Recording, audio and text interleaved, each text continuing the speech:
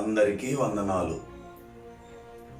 Bible నేర్చుకుందాం కార్యక్రమాన్ని వీక్షించడానికి మరొక మారు అవకాశం ఇచ్చిన దేవునికి మీరు కృతజ్ఞతలు తెలియజేయాలి.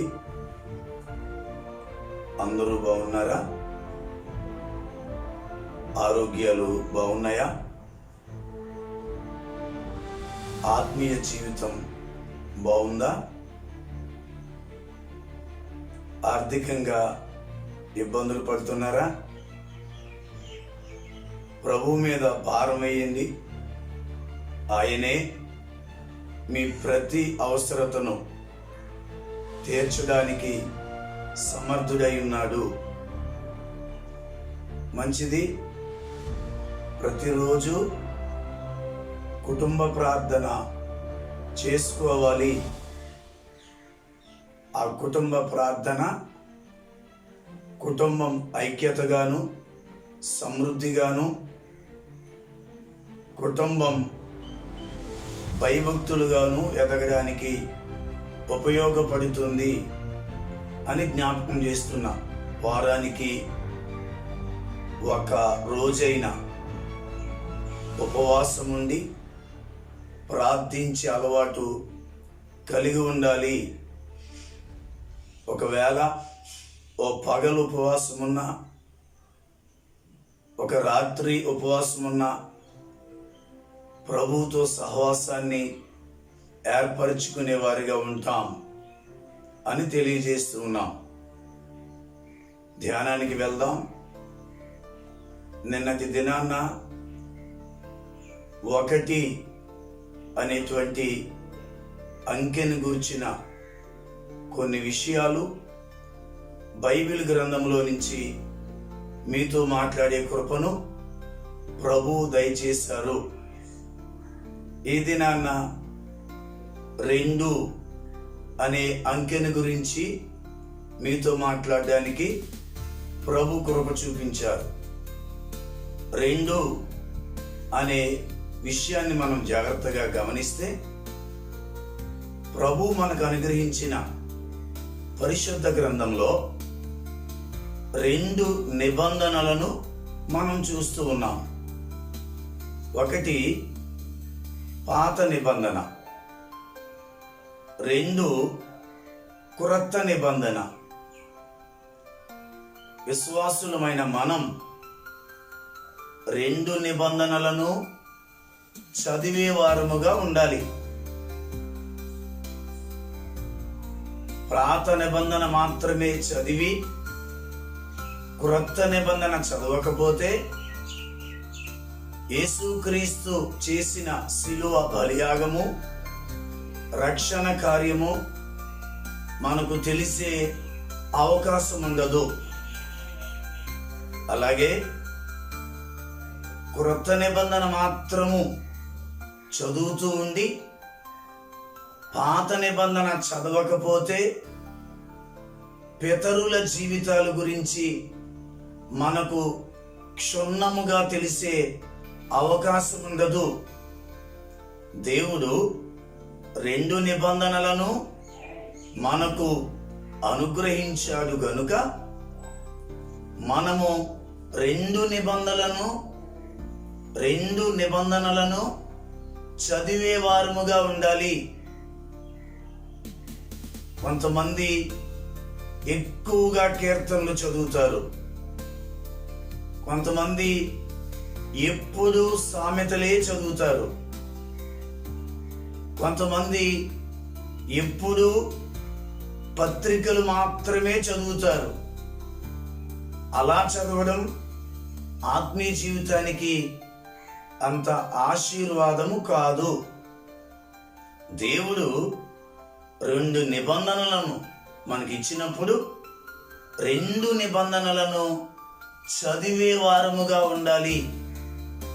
మమ్మల్ని దేవునిలోకి నడిపించిన మా ఆత్మీయ తండ్రి గారు ఒక మాట అనేవారు, సంవత్సరానికి ఒకసారైనా బైబిల్ చదవడం పూర్తి చేయాలి అని అన్నట్టు ఈ మాటలు వింటున్న పిల్లలారా,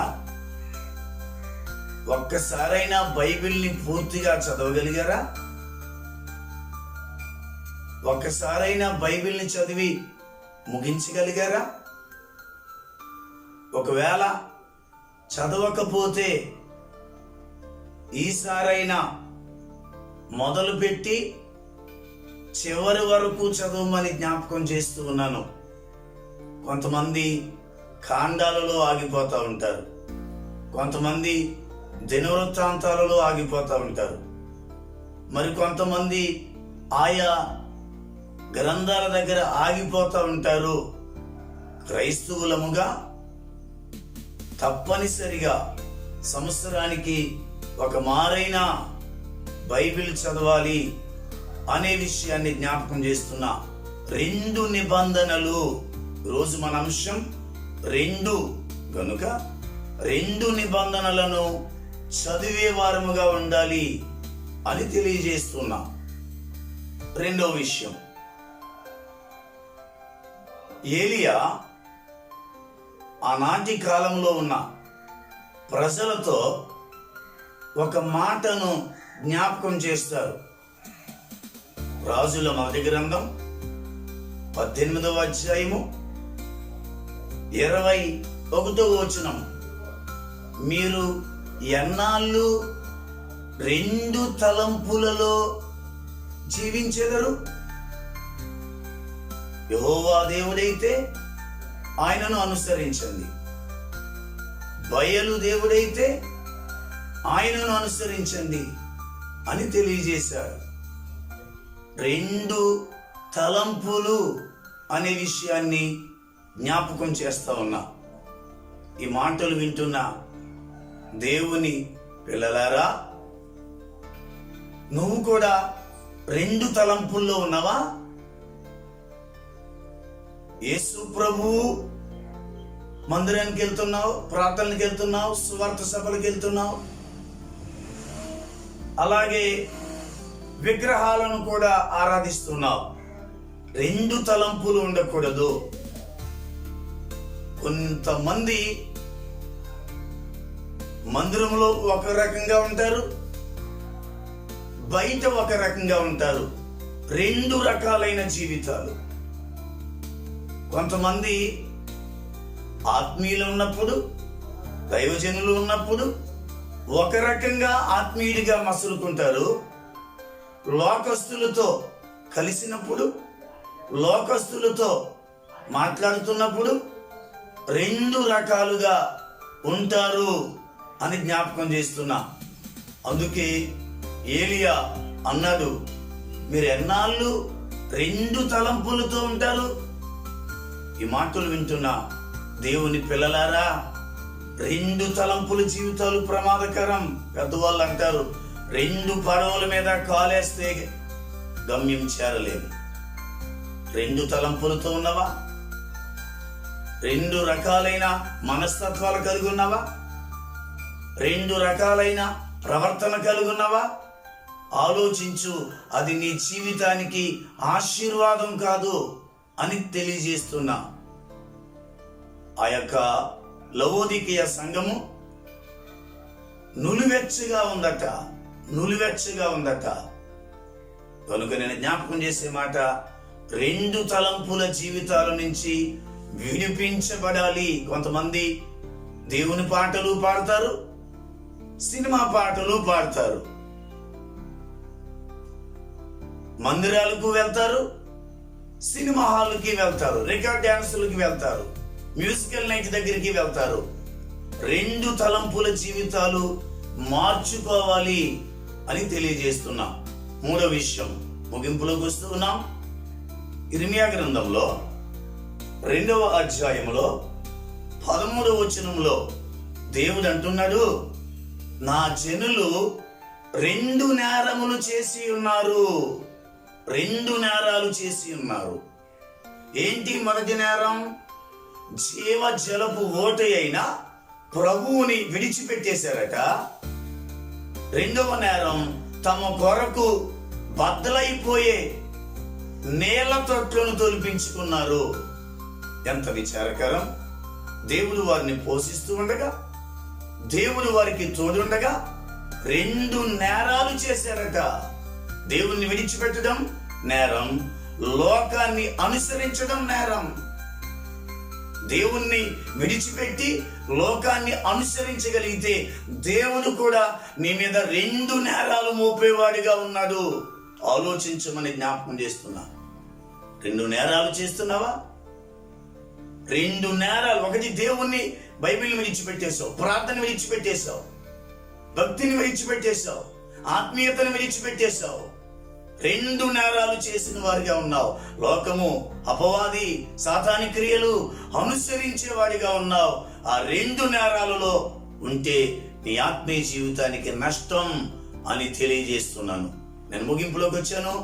యేసు ప్రభు చెప్పారు కొండ మీద ప్రసంగంలో 7వ అధ్యాయంలో 13వ వచనంలో, 2 ద్వారాలు, ఇరుకు ద్వారము, విశాల ద్వారము.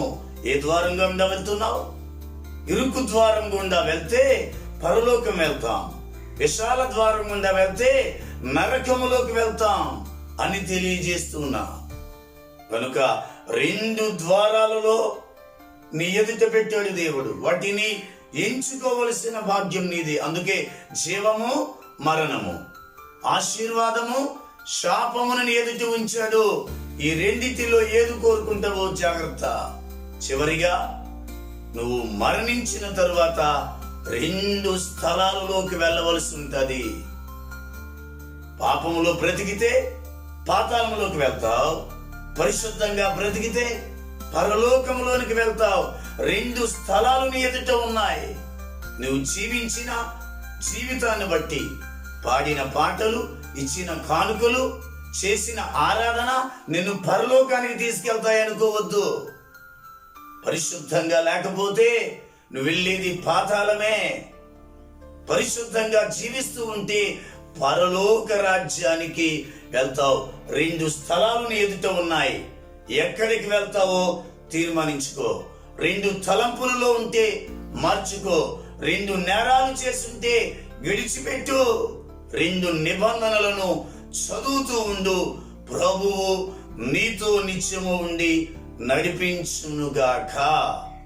ఆమేన్. పరమ తండ్రి 2ను గూర్చిన విషయాలు బయలుపరిచారు. విన్న నీ బిడ్డలు వాటిని సరిచేసుకుని ఒకే మార్గములో నడిచేవారిగా సిద్ధపరచండి. యేసయ్య నామములో అడుగుచున్నాం తండ్రి. ఆమేన్. అందరికీ వందనాలు.